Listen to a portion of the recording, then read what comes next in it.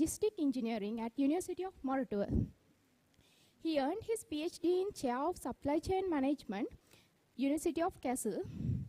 He also holds Masters in Major Component at Research Department of Computer Science and Engineering, University of Moratuwa, and Bachelor's at Department of Transport Management and Logistic Engineering. Dr. 𝗜𝗖𝗜𝗏𝗏 brings a wealth of interdisciplinary knowledge to his field, making him an integral part of today's discussion. Dear sir, it's my honor to welcome you today for the session. Moving on with the agenda, today's we have AI research paper presentation scheduled. Before we proceed with today's presentation, I would like to give the instruction for the presenters. You will have 10 minutes for your presentation, followed by 5 minutes Q&A session. We are going to show this board after we have a board. We will show that board after 8 minutes of the presentation. That means 2 minutes remaining. And when your time is up, we will show the times up board, as well as we rang the bell.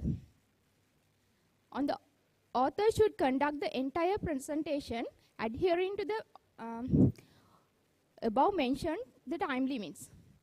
Okay, let's begin the session. And I cordially invite the session chairs to take over the session.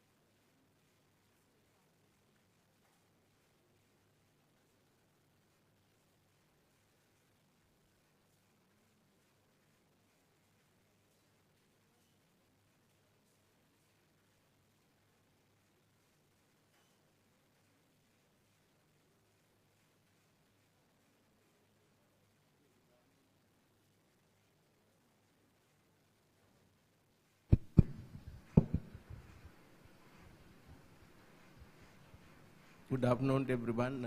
Welcome to ICITR 2024. Then now we are going to start the session. As organizing committee announced, presenters have 10 minutes for the presentation and 5 minutes for the question and answer.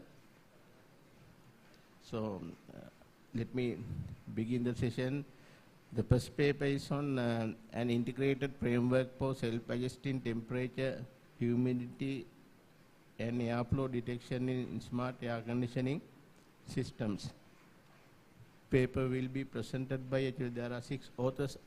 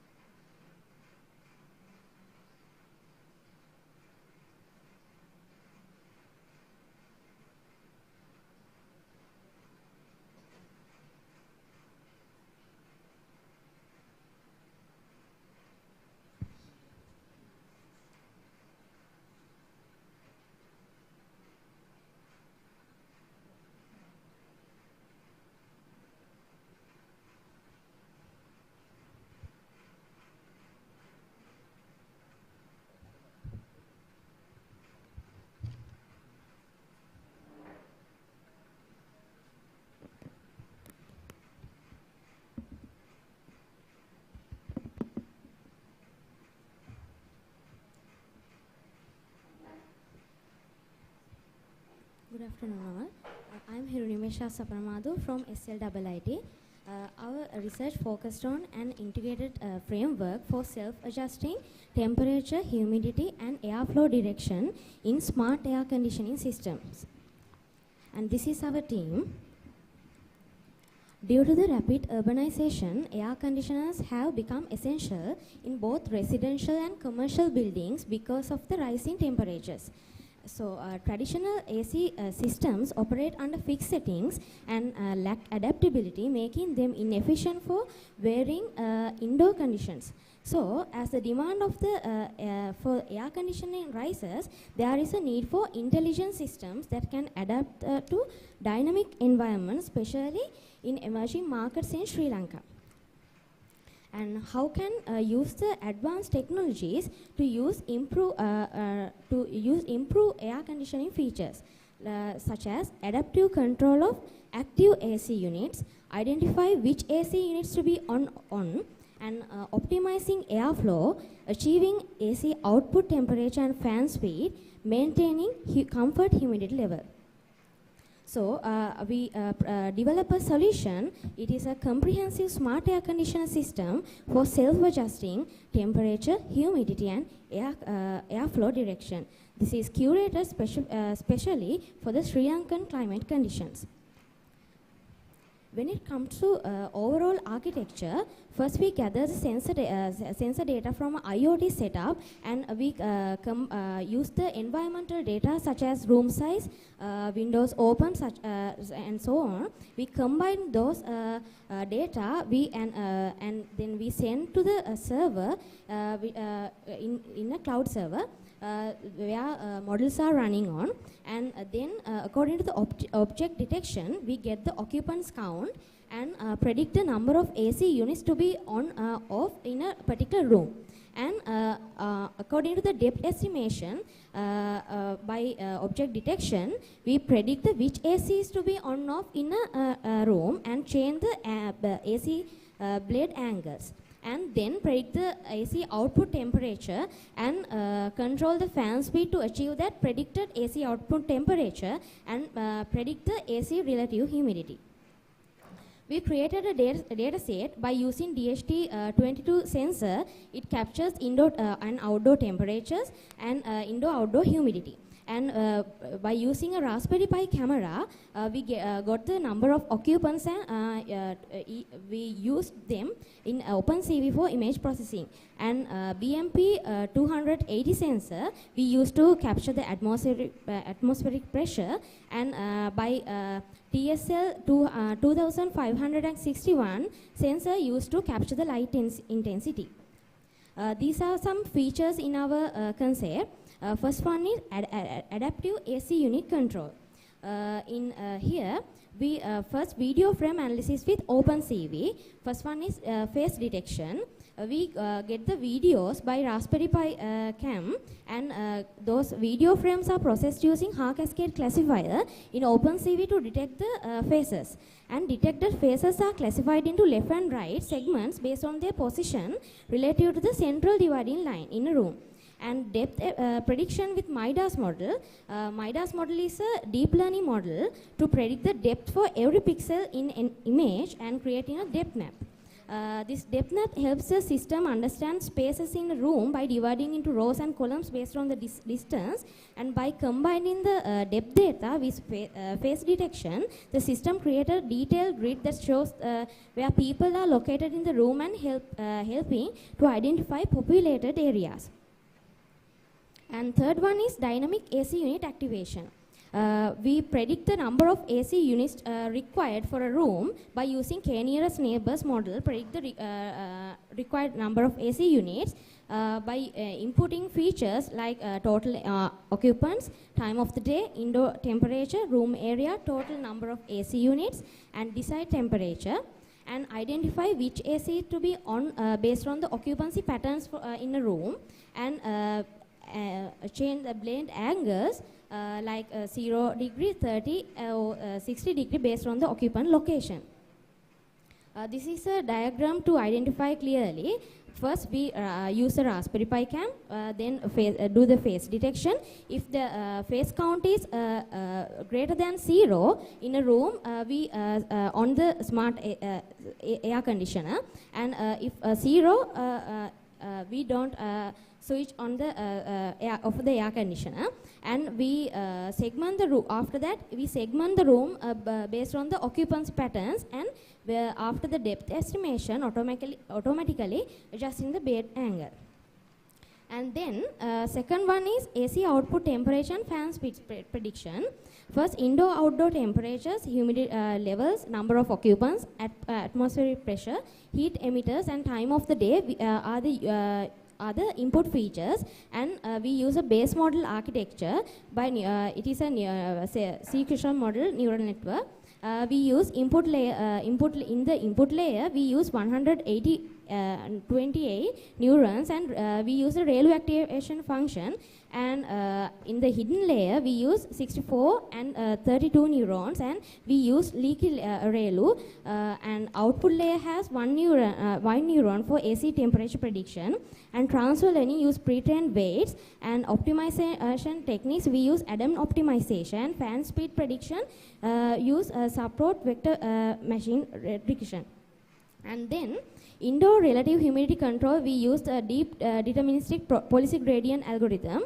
We use DDPG for continuous action control, the actor, critic and target networks for stability, and dynamic adjustment we do in the real time scenarios, and reward function balance comfort with rewards to target achievements and penalties for deviation, and evaluation ensures accuracy using mean squared error and cumulative rewards, integrating static features for simplicity. And when it comes to results, KNN algorithm reached 93% accuracy, and we did a model comparison for AC output temperature prediction. We used lasso regression, ridge regression, multiple linear regression, decision tree and random forest model, and sequential model. Finally, best accuracy got the sequential model plus transfer learning. It is 97%. And support vector machine for fan speed prediction, it reached 93% accuracy. And indoor relative humidity by deep deterministic policy gradient, it gained 96% accuracy with 1,000 epochs were carried out to make accurate predictions. And this is our simulation according to the get the environmental parameters in a room, and we did the prediction and adjust the AC blade angles. And future enhancement is we expand enhancement expand the dataset for diverse environments and integrate with real AC units for practical testing. Thank you very much. Okay, thanks for finishing on time. Now floor is open for discussion. If you have any question, please raise.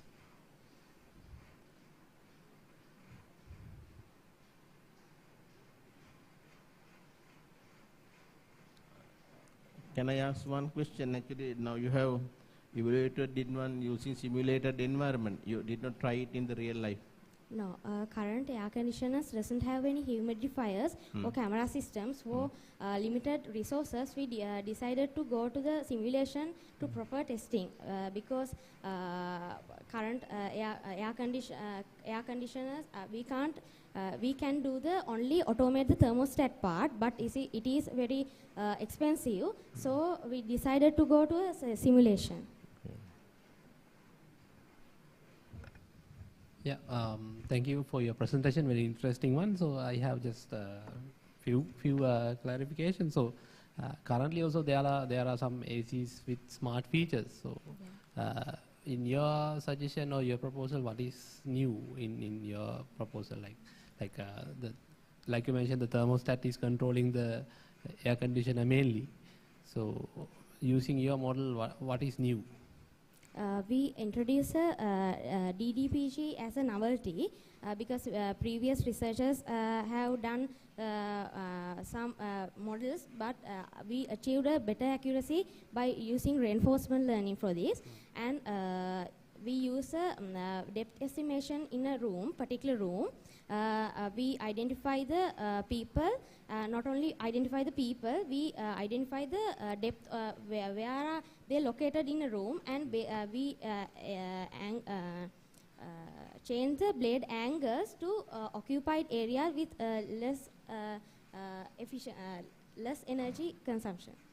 Okay, so just another clarification. So did you consider the other thermal energy devices within the room when you are deciding this, when you are applying this simulation? Like not only the people, but there are like computers or even the lights are there. So did you consider use those? heat emitters. We use the number of heat emitters, windows open or not, like we used in the data in our data set. All right. Okay. Okay. Thank you. Thank you.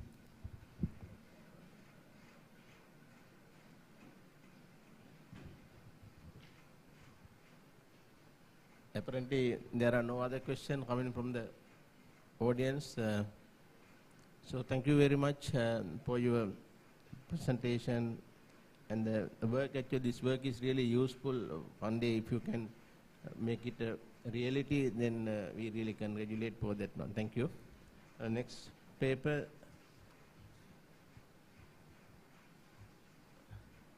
That paper is on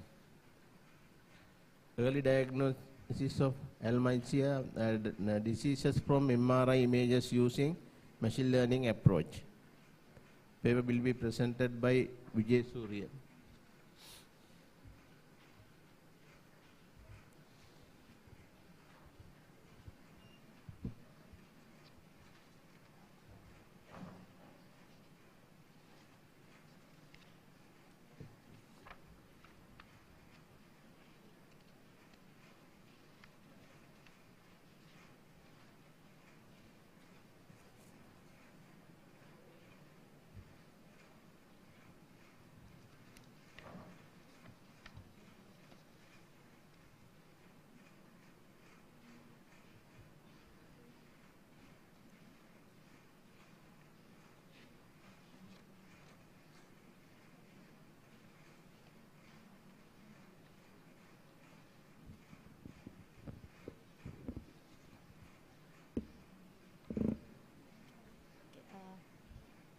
Good afternoon, everyone. So I'm Roshini Vijay-Surya, and I am here today to discuss our research early diagnosis of Alzheimer's disease from MRI images using machine learning approach. So these are the things I'm going to discuss. Come in few slides: introduction, research significance, literature review, methodology, results and discussion, conclusion, future works and references. So Alzheimer's is a common illness that millions of people are affected in worldwide. That is hard to diagnose early as well. So here I tested different computer models like linear discriminant analysis and support vector machine and convolutional neural networks to see which one works best with MRI data to spot Alzheimer's sooner. And this early diagnosis detection is valuable for individuals and their caregivers to make decisions and focus on their future plans. So in this slide, we look at why our research matters. So Alzheimer's disease affects millions worldwide, and it's a big challenge for healthcare because it's hard to detect early. So this study uses machine learning to better analyze MRI scans and find Alzheimer's earlier than ever. So this could lead to better outcomes for patients by starting treatment sooner. And these are some literature review I had read. So, and these are the data set I used here. So any data set which consists of 2,561 Alzheimer's disease patient records and 2,560 non-Alzheimer's disease patient records. So this is the methodology I used here. So the process begins with MRI images from the ADNI data set, and then include techniques like PCA for dimensional reduction and resizing and segmenting the image to prepare them for analysis. And then the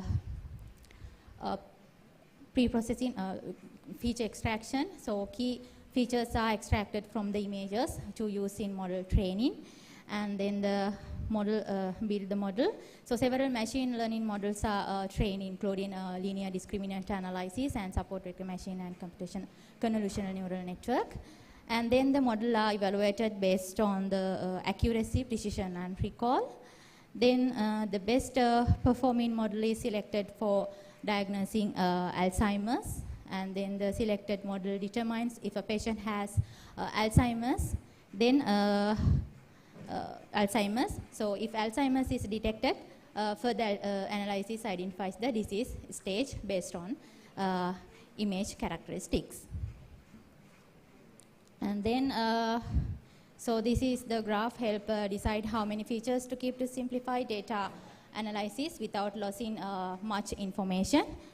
And this is the comparison matrix. So here LDN SVM with the linear kernel shows the highest accuracy, and F1 scores indicating that they are very effective for this specific data set.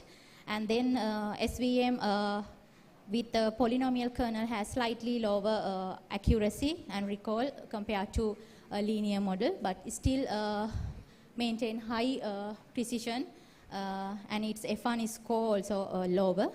And then, So SVM with RBF kernel has shown the lowest performance across all metrics.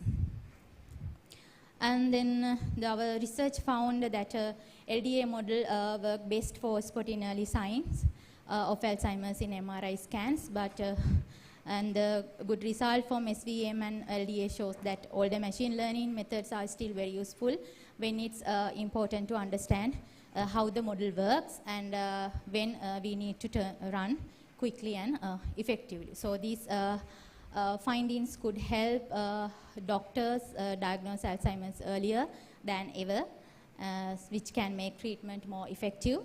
So this study is valuable for both science and real-world healthcare.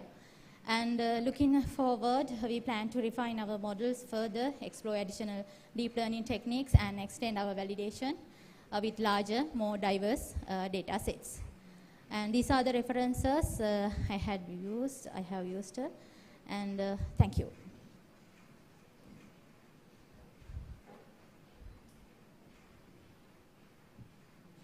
Okay, thank you for your presentation. Actually, this illness is not familiar to me anyway. So is that a big problem in Sri Lanka?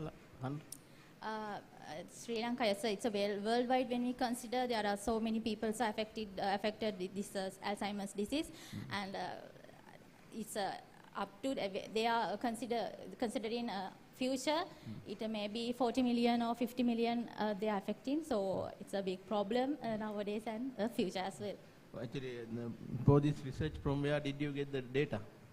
ADNI database. Sorry? ADNI database. So you mean some online available data yes. sets? Not for a local thing anyway, no? Yes. Thank you.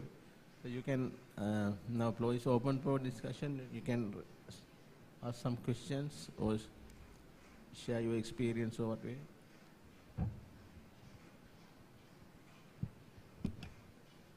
All right. Yeah, thank you for your presentation. Very interesting area, and like you mentioned, it's a very important area for the medical industry as well. So, so you mentioned about the early detection. So, have you come across like how early do the doctors need to detect this Alzheimer's disease? Like the data set concludes it's a non-demented and mild demented likewise. So in the middle part also they can see, according to this research, they can see if they are in the middle part, then they can know using this. Okay. Okay. So depending on the diagnosis, they can do the treatments. Yes. Right. So currently, what type of things are they doing? Like you are proposing this model, but in current context, how are they detecting this? Using the manual methods or? Some are proposing this analyzing parts, but I didn't see using these comparisons and these models they are proposing anything. But I also do in the future works. I have to work with that CNN and that other things as well. But here I found that additional models also effective for this data sets. Okay. Okay. So good luck for your future work as well. Thank you. Thank you, sir.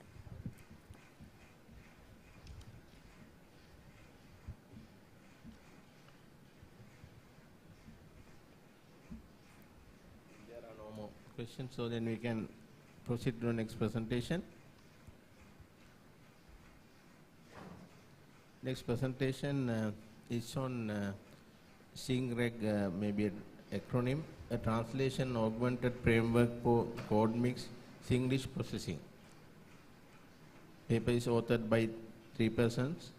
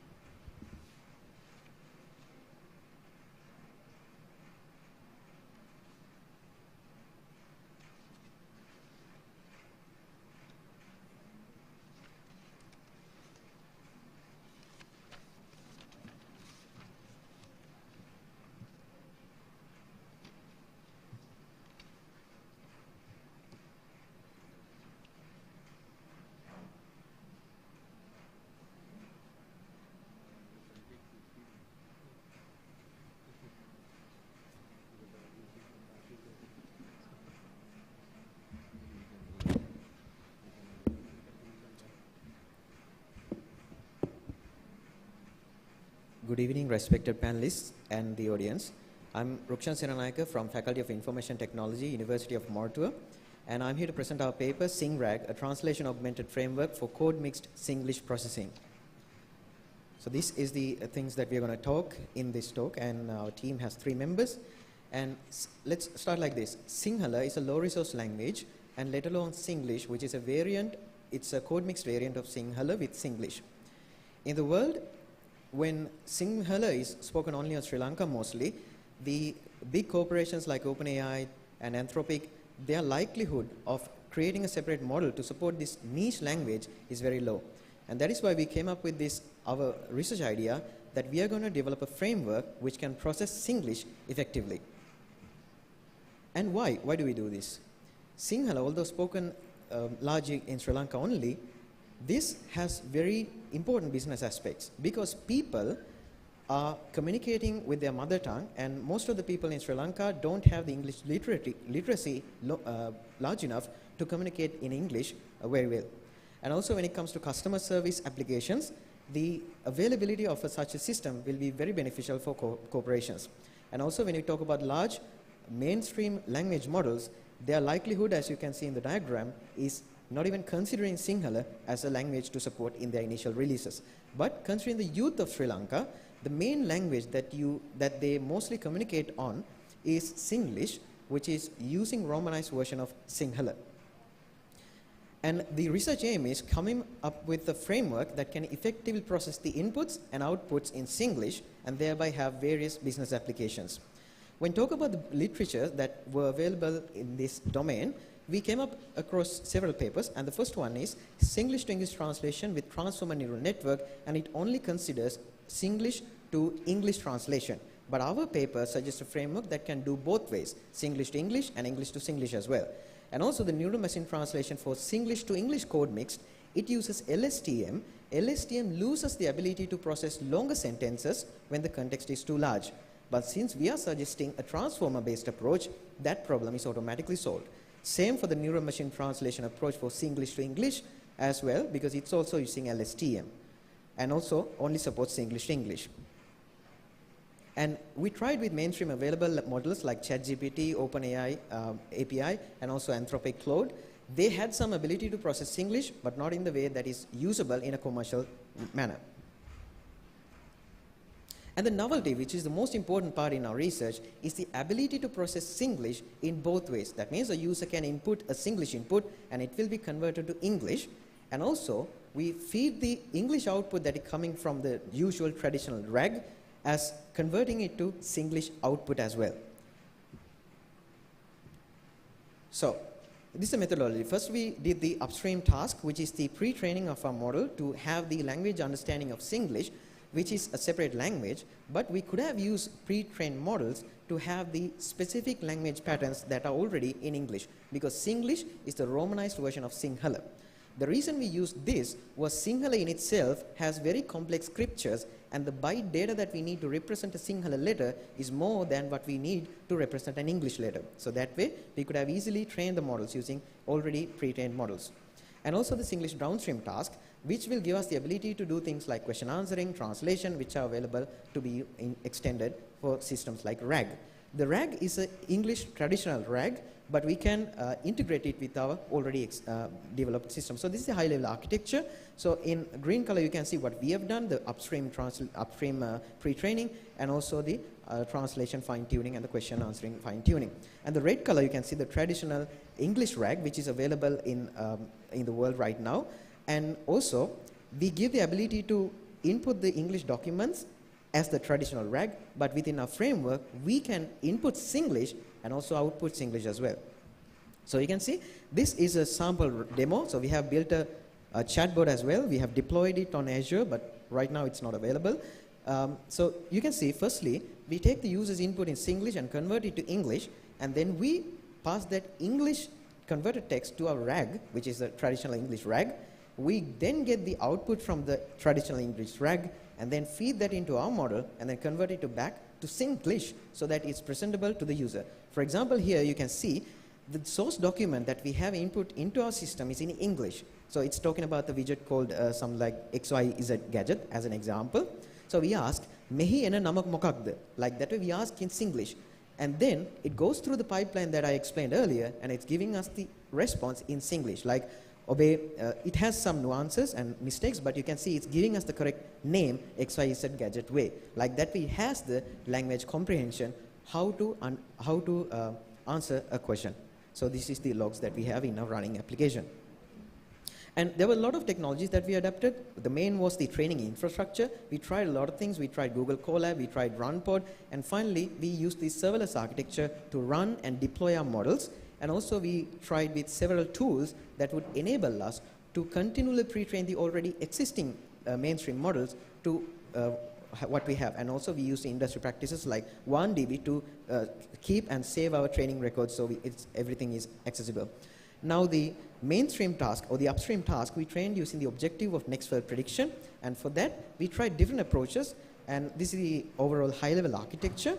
And the first one was we tried with GPT-2, and then there were some problems that we faced with GPT-2. The model was like 124 million parameters, and it was not enough to capture the language patterns of Singlish. We got gibberish most of the time.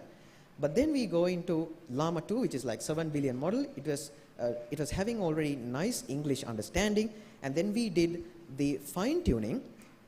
So these are some details that I can get into if in the Q&A. And we did the continual pre-training. So these mainstream models already have some knowledge, some language patterns related to English. Since Singlish also use these English letters, there are some things that we can take these rules or the learning, the language patterns to train for our model. And one other thing is, training these large language models is very expensive in terms of computation and time. So we use the low rank adaptation and quantization to make our process much more smoother, so that we can train this using a single GPU. And this is the layers, the model layers that we were fine tuning, because we don't want to harm the original model. We wanted it to infuse the Singlish language patterns and the knowledge without harming the original language patterns in English. And so in the training process, we used several data sets. The first one was we web scraped, we got Sinhala data, and then we turned it into a model, a format that we can feed into our training process using a tool called 𝗥𝗲𝗏𝗏𝗏. So it gave us the already standardized training formats and inputs, prompts, like GP Teacher, Instruct GPT. They were very helpful for us to streamline our training process. So I'll skip these things because we want to get into the data sets. And the data preparation was a very interesting thing, because in the literature reviews that we also had, the ability to get data for Sinhala was very limited. And we came up with a transliterator that I'll explain in the next slide. And we tested the upstream task with the Perplexity having a low comparatively with the open source models already available for Singlish, and the blue score was comparatively high as well. And if I go to the downstream task, and we first tested with question answering. We used the extractive question answering and abstractive question answering, and then we used actually the extractive for the GPT-2 and then abstractive for the Llama models.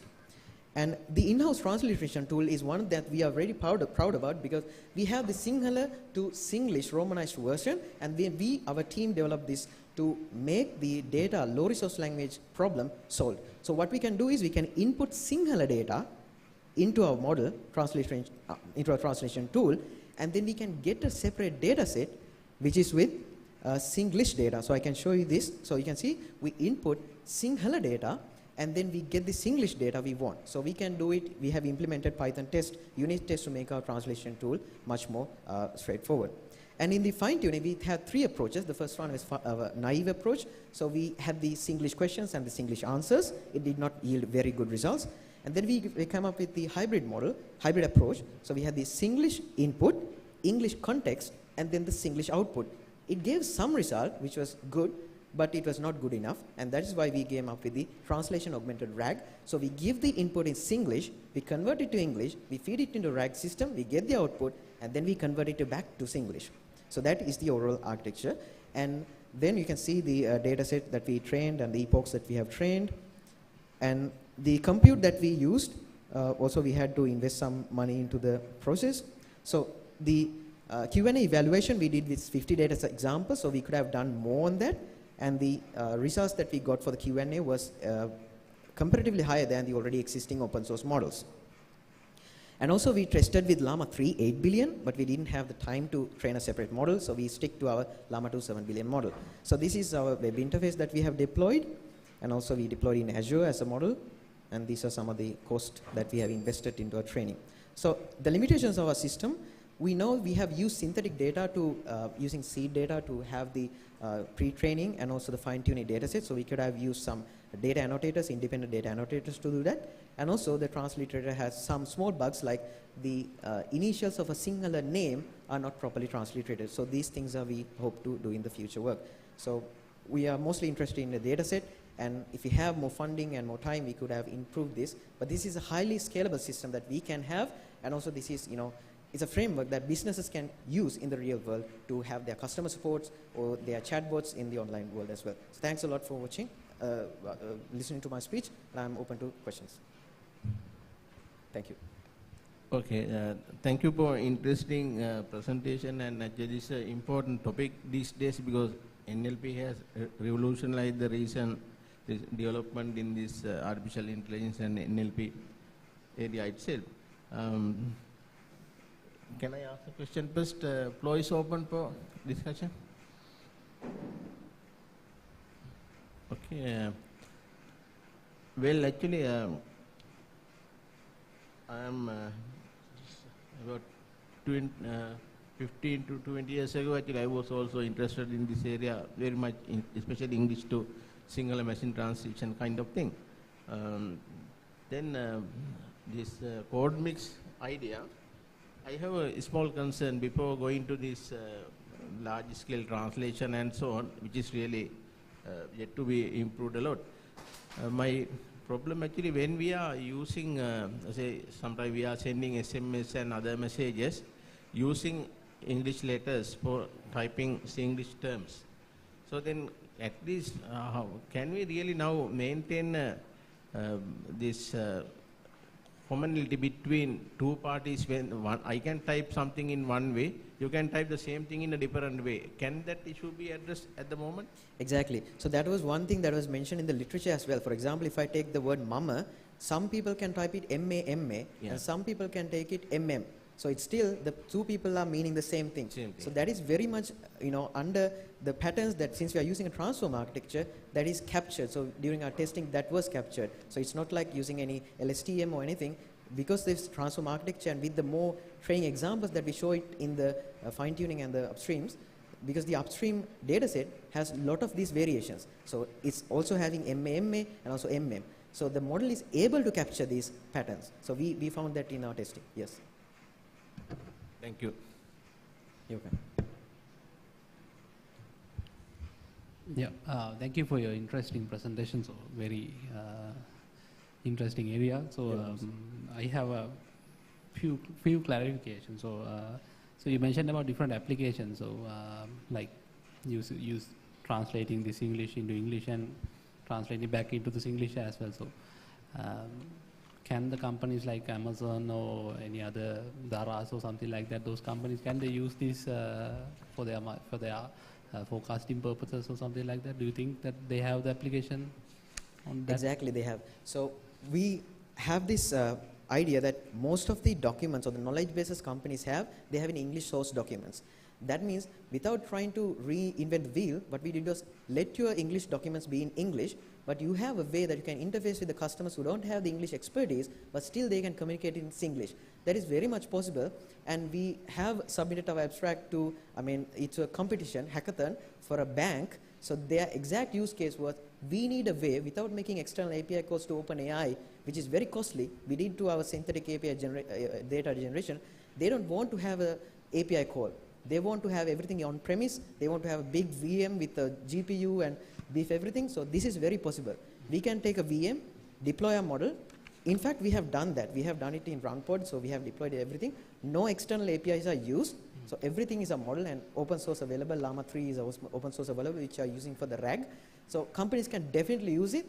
What they need is, they need a VM sufficient enough with resources to run these models, and they need the source documents. That's it. If they have the models, they can run it. No external OpenAI or anything is needed.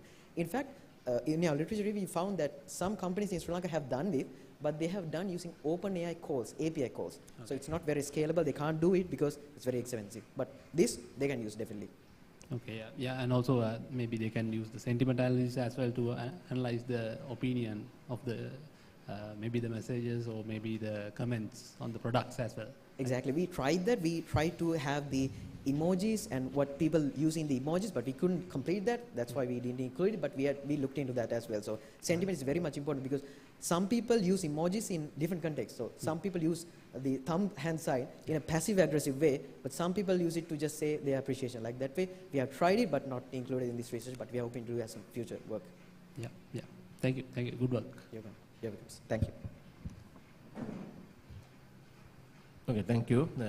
We go for the next presentation, UAV-based building crack detection using convolution neural network.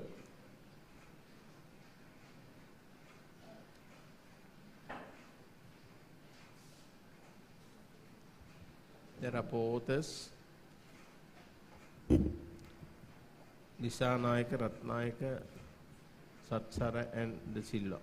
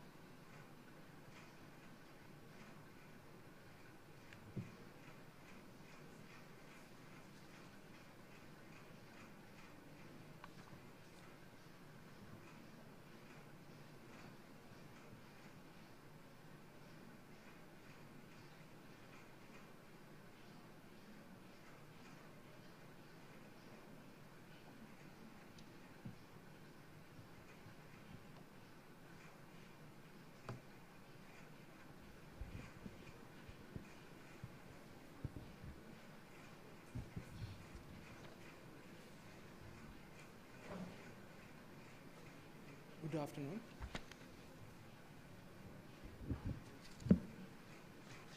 Good afternoon. Our research is a UAV-based building track detections using convolution neural network. This is our outline: introductions, aims and objective, materials and methodology, experiment and results, conclusion, and finally references. Introductions. First, we need to identify what's the cracks. Mainly, we can identify cracks can have some serious effect of the buildings. Mainly temperature cases, some structural issues, and some cracks can be cased to the very serious factors, temperature difference and building layout issues. We can refer to the building cracks. We can identify traditional methods. We can identify traditional methods and manual methods. The traditional methods they are used to the ultrasonic sensors and IR sensors, but we are focused to the image processing systems. In traditional methods, they have very complex and time-consuming and show incorrect results.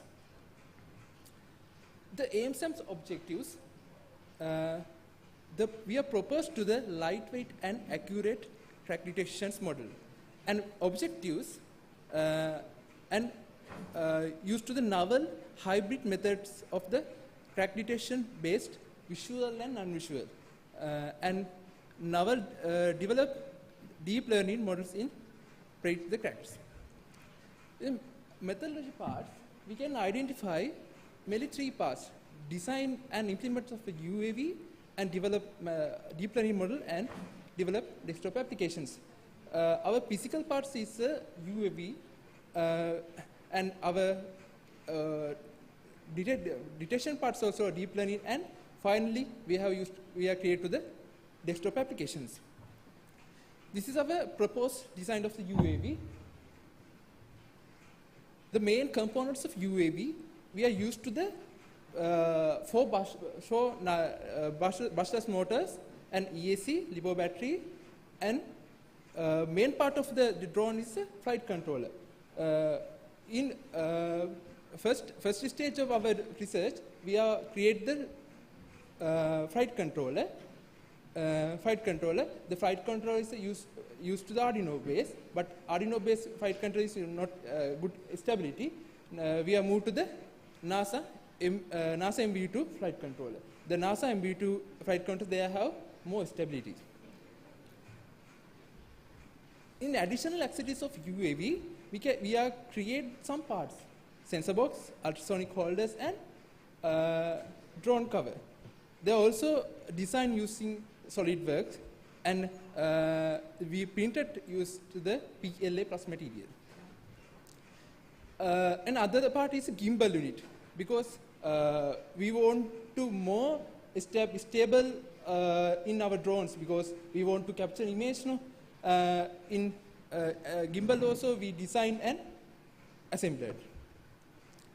This is our main part of the drone, is a DJI NASA MV2 flight controller. This have more stability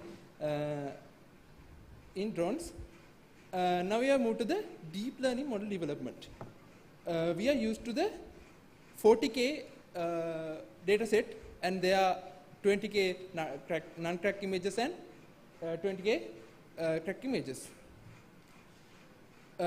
Deep learning model diagrams, you can identify we are three pre-trained models used to these systems: FITMOMENTS, VGG16, and VGG19, and customized CCN model. The customized CCN model we are customized to the CCN model, and compare results. Finally, compare results and get better models. This is a structure of VGG16, and this is the structure of VGG19, and this is the structure of ResNet 50. This is a very important part. This is a customized CCN diagrams. We are used to the 5 convolution layers and 5 poly layers and 2 dense layers, and all contact to the ReLU functions, and finally sigmoid functions. This is a desktop applications. This is a very important part. This desktop application create using to the React applications. They are also our drones capture the image. They are sent to the Firebase, and the Firebase also connect to the desktop application. And experiment and results. We are trying to vary dataset experiments. First is a 10K image. We are get 5K images is cracks and 5K images in non-cracks. We can identify the accuracy is 0.94 out of 1. We are used to the number of approach. Another one is 15. We are used to the 15K data set. This was accuracy is 0.97 out of 1. The other one is we are used to the 40K images, 20K cracked images and 20K non-cracked images. We can identify where accuracy is 0.991. We are also the number of approaches is 4. The other one is we are trying to the experiment various epoch experiment. You can identify 1 to the 4. Their accuracy and precision also increase. But if the 5 to 10, we are reduced to the accuracy and precision. We are choose to the 4 number of approach to our system. This is comparisons of our results. You can identify the best result. You can identify best results in CCN. CCN is our customized CCN. This is a configuration matrix. You can identify our CCN model through negative also. Only 6 images, the results. And this is also configuration matrix in ResNet 50 and VGG 19. This is our row curve of the CCN, ReCCN and VGG 16. This is also row curves in VGG 19 and 15. This is the conclusion part. We can create best accuracy and precision models, and in future works, in part of we are used to the Raspberry Model 3 board, and Raspberry Model 3 board, they are captured to image and sent to the Firebase and sent to the desktop. Now we plan to the develop our board to we want to Raspberry Pi for Ho and inbuilt model trains. We are tied to the inbuilt model trains, and this is also reference. And thank you very much.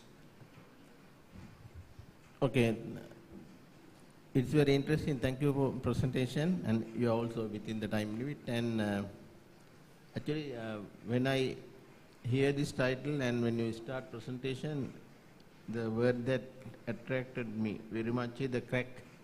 Actually, crack is something developing, no? Cracks are normally developing, no? So, I think you are here using convolutional neural network just for classification purpose. I am just asking this question. You think of this one as a further work if you like. So actually, if you consider recurrent neural network, RNN, like LSTM and even ChatGPT models, right? They are modeling the sequential data, no? Yes. So this crack development is also sequential. So then if you can predict to a great extent with a great high accuracy how the crack will grow in next few days or whatever, that will be very useful thing for this kind of research, I think. But I don't know whether you have watched this James Cameron Avatar movie. In Avatar movie, actually they are demonstrating how the current data can actually be used to simulate the data required for the next sessions and so on. Have you think of the LSTM-like model, recurrent neural network? No, we tried. Okay. But that is worth considering. Actually, I am more interested in your problem domain than the AI domain, not the convolutional neural network, but the building crackings and other things. It's a very useful area. Congratulations for that good project. Yeah, thank you. Right, yeah. Yeah, thank you for your interesting presentation. I also agree with Professor Asoka. So it's like very interesting field, I would say, in the building or in the construction area. Like Professor Asoka also asked, so you are detecting the crack. So what kind of recommendations are you giving to the, maybe to the engineers or maybe to the construction industry people based on your findings? So what are the steps you have taken for that? Right. I recommend to the, if building is very highest, we can use to the systems, because the main problem is if your building is very highest, we can't identify the cracks. But these drones, we can identify the cracks because we are used to the best flight controller. They have more stability. If you if the drone is fly to the one position, we can drone fly to the linear or downwards. We can get best. You can, the engineers, they can get good result for the resistance. So that means you are giving an idea about the crack, or whether it is growing or something like that, or what kind of idea you are giving to the? Mainly, we can identify some GPS locations. Okay. For example, building is very long length, we can identify the GPS. If they are big cracks, we can also go to the GPS locations. And this stage also we also try to the cracks and non-cracks. In future works, we try to the length and width also. We want to try to width and length calculate. Okay, maybe a suggestion like you can classify the severity of the crack. Maybe what it happens to the building. Maybe whether it is life-threatening crack or something like that, because it's a building. Yeah. So if you can classify whether this crack will grow and maybe something happens, some building collapse happens or something like that, maybe you can propose these kind of things in your future work, right? So you can consider. Okay, right, thank you. Rising out of curiosity, one thing, cracks are not always developing, no? Cracks can also settle down, no? What is the reality? In the real world cracks, are they always developing, or sometimes they even can settle down the cracks, no? Cracks stop after a certain time. What's the No? Can you repeat, sir? No, actually, when you consider crack, as far as I can understand, some cracks are developing or growing day by day, no? Yeah. There can be a situation actually cracks develop to a certain extent, after that crack developing stop. Haven't you noticed like that? You are asking, sir, some cracks are day by day developing, no? You are mean get a suggestions, no? First, if you analyze the buildings, if you drone will fly to the buildings, we can analyze to all of the building parts of the analyze, and if you have cracks sometimes, we can get the GPS locations. Okay, if you have cracks, we can replace to the. Okay, then, thank you. Thanks. We go for the next speaker, next presentation, the last paper. Autonomous detection and removal of paddy weeds using computer vision and deep learning.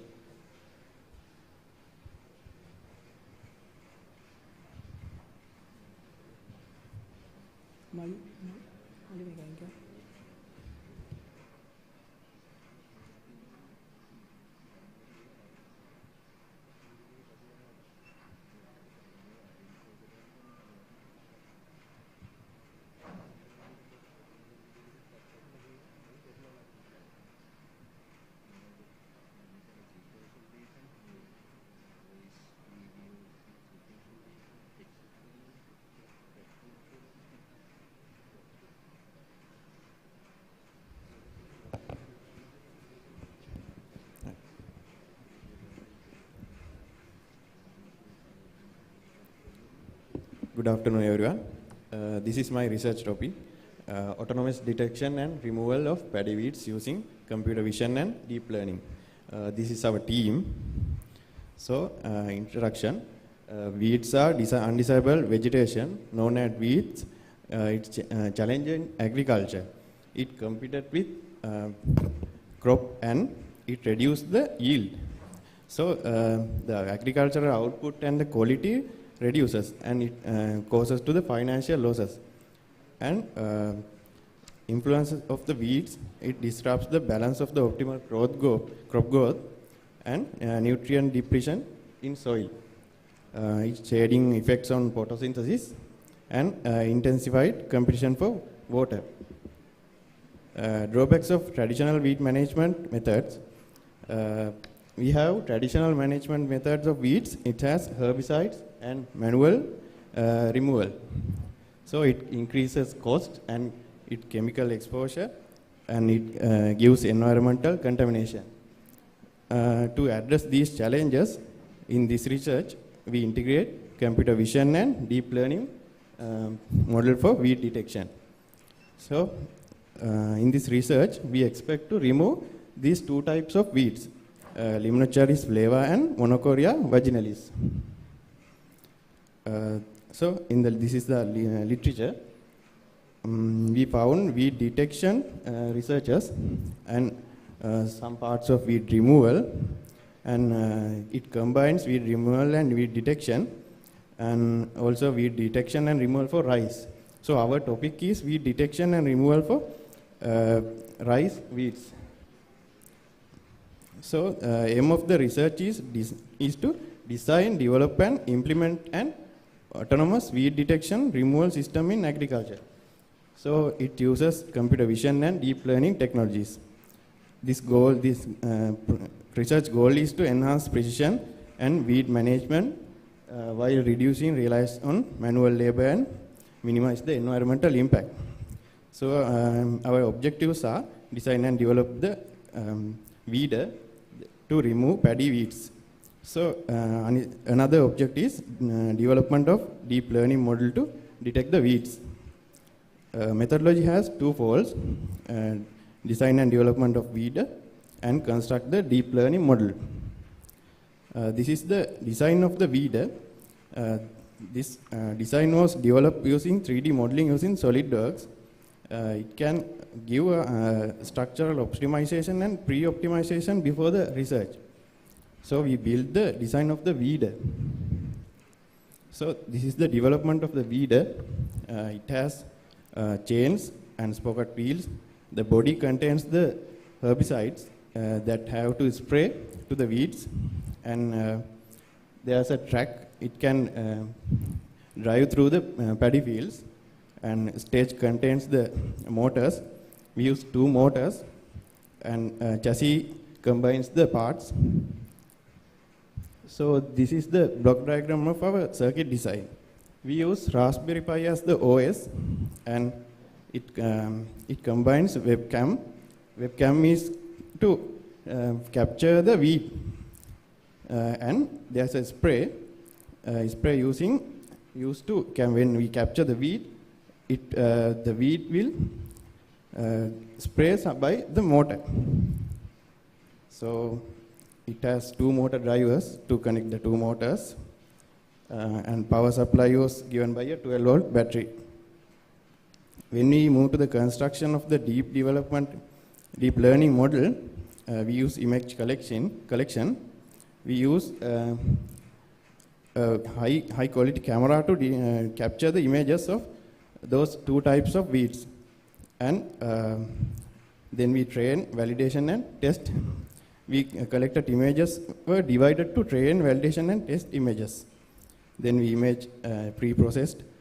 We downsize the images to 640 by 640 dimensions, and we remove the EXIF rotations, and then we annotate the images. Annotation involved, we use Smart Polygon tool for efficient bounding box labeling. It ensures the accurate weed features detail without considering unrelated pixels in the images.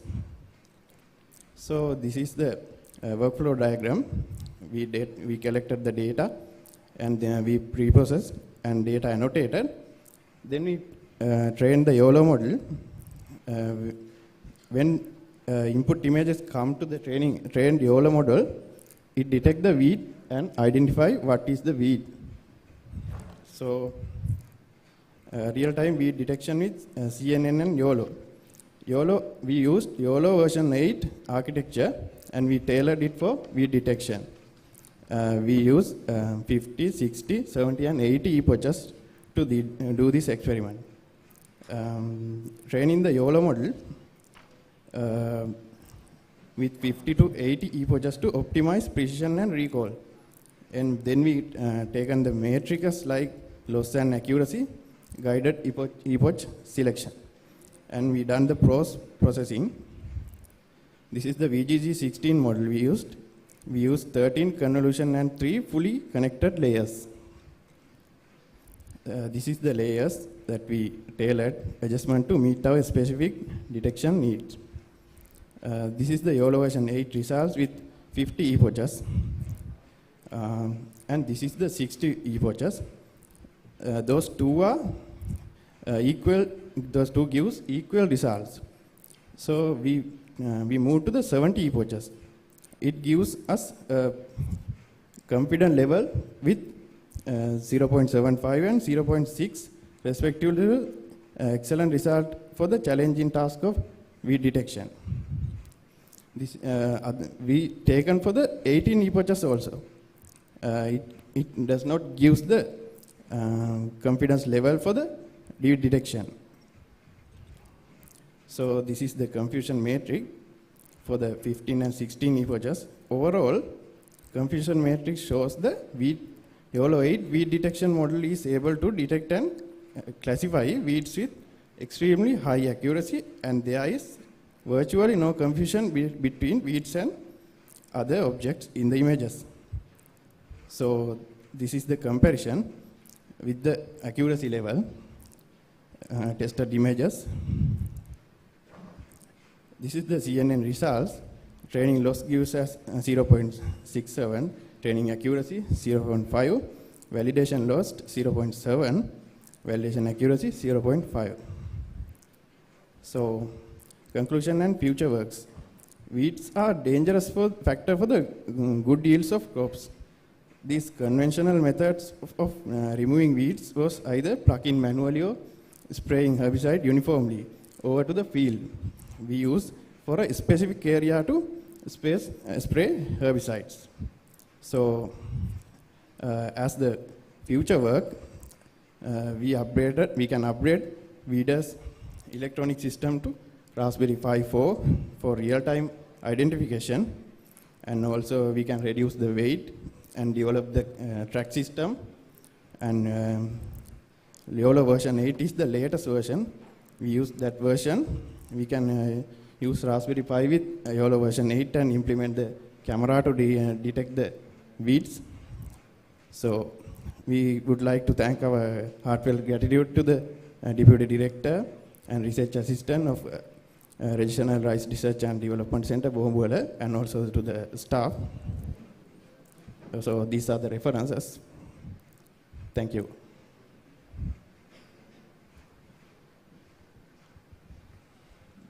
Okay, thank you. That is an interesting presentation. I have one question actually, which is faced by the AI community at the moment. Now, here you are, when you are talking about this deep learning, you are using convolutional neural network for classification, no? Yeah. Yeah. So then actually there's a well-known issue. Issue is that convolutional neural network is okay when you are classifying different objects. Say for example, if you are comparing cats and dogs, convolutional neural can do it nicely because they are different. But actually if you are giving set of cats which are with the somewhat same features, no? So then distinguishing among cats is not very successful in convolutional neural network. There's a standard problem like that. So in that context, I would like to ask that when you consider these weeds, best of my knowledge, most of the weeds looks like the real plants, no? Yes. Isn't that the case? No, we tailored the CNN network. Yeah, I can understand the 𝗜𝗏𝗏𝗏 and the paddy, they are different actually. Which way they are different, but there are some other cases. Actually weeds also, by nature actually it is happening, I think. Appearance of weeds somewhat closer to the real appearance of the plants, no? So in that context actually convolutional neural network might not work. Yeah. So we taken those two weeds. Those two weeds have some different flowers. Yeah. I understand your point. So then, but if you are going in this project further, then please consider that point also. Okay. Thank you. Yeah. Thank you.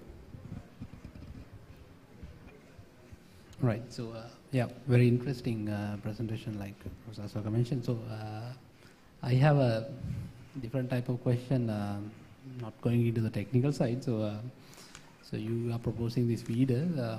Is it cheaper compared to the human labor, like to implement this, or will it add the cost to the final price of the rice if you use this kind of a system? Or what is the benefit you can gain?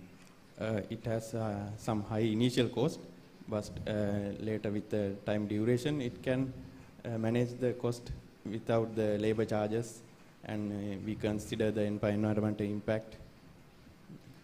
Okay, so you mean like replacing the human labor available? Autonomous side. Okay, because countries like us, our human labor is cheaper than the technology, most of the cases. Yeah. So that's future we expect that. Okay, because ultimately it will add to the final price of the rice. So So that is the ultimate thing. So yeah, maybe if you are planning to do this in a cheaper way compared to the human labor, that would be great. So think about that as well. Right? Okay. Thank you. Thank you.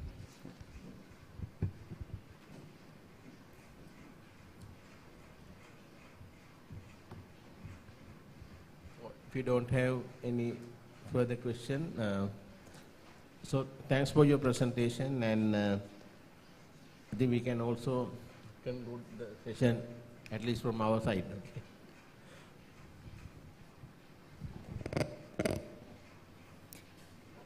It is impressive that we had a productive academic session today. Dear session chairs, your invaluable comments, suggestions are greatly appreciated. Thank you very much, sirs, for your contribution toward the success of ICITR 2024. As a token of our appreciation, we would now like to present you with a small gesture of gratitude. So I would like to invite Dr. 𝗜𝗖𝗜𝗍𝗔 to present the token of appreciation to our esteemed session chairs.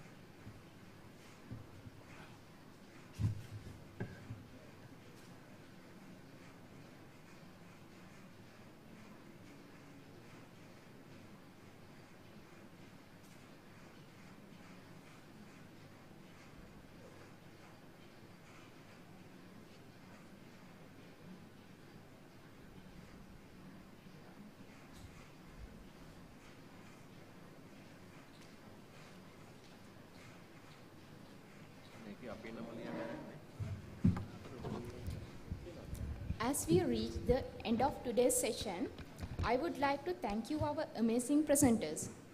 Your hard work and dedication have truly enriched this session and contributed significantly to the success of ICITR 2024.